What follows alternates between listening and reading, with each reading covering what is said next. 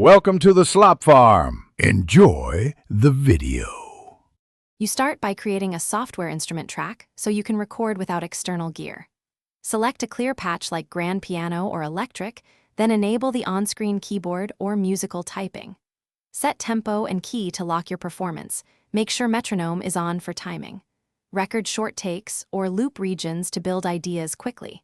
Once you have a basic part recorded, name the track and save the project to avoid losing progress.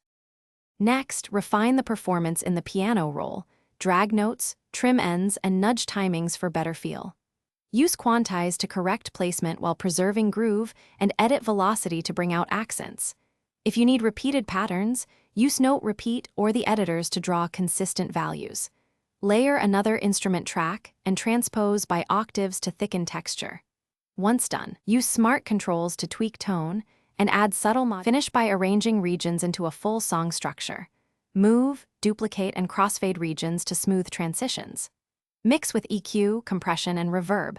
Start with gain staging so nothing clips, then pan for separation. Use master-level meters and bounce to WAV or MP3 at your chosen sample rate. If export or playback stutters, reduce plugin count, lower buffer size, or freeze tracks to free CPU. That troubleshooting step fixes most performance hiccups quickly, so you can finish the project.